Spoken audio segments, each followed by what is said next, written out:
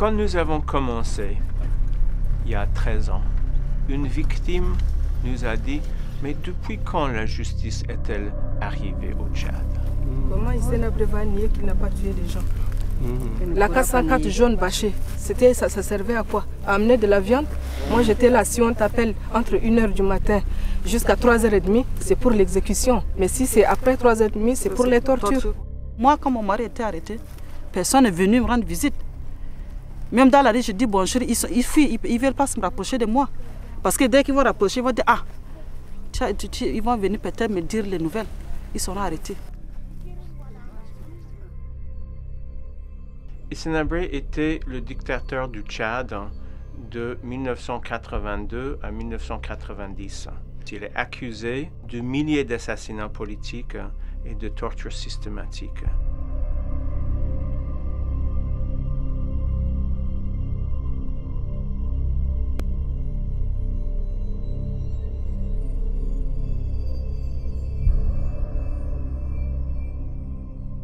Après lui, il régnait comme un dieu. Pour lui, tout ce qui bouge vient contre son pouvoir.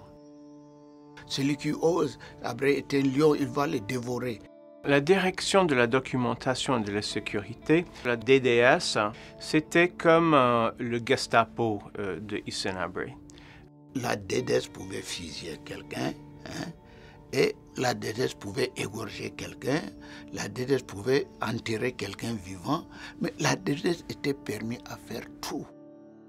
Souleymane Gengeng a passé à peu près 3 ans dans les différentes prisons d'Hissène Habré. Il a vu des gens, des dizaines de personnes mourir devant lui.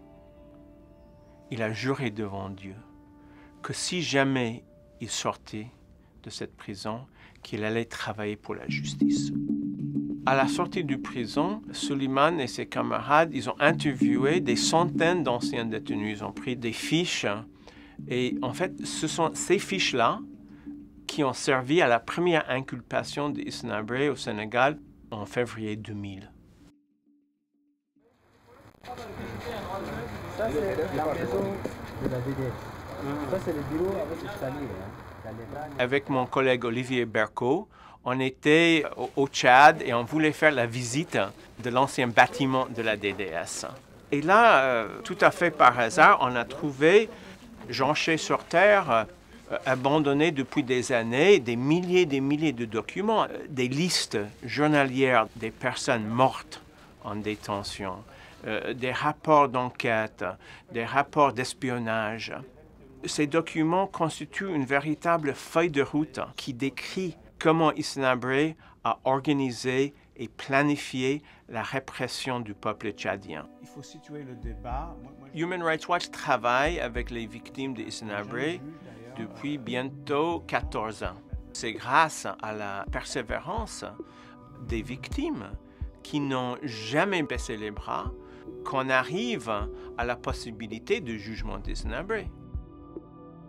On a des centaines de témoignages des victimes. Les documents de la DDS qui confortent les témoignages des victimes. Et ensuite, on a des témoignages des personnes qui étaient autour de Hissène Habré et qui nous racontent comment les ordres de Hissène Habré étaient exécutés. Je disais toujours aux gens que nous, en tant que survivants de torture, il nous manque quelque chose.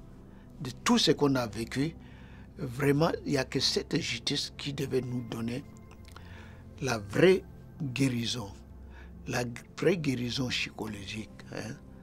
Parce que pour quelqu'un qui n'a pas vécu cette prison, qui n'a pas vécu ces tortures, ne peut pas les comprendre.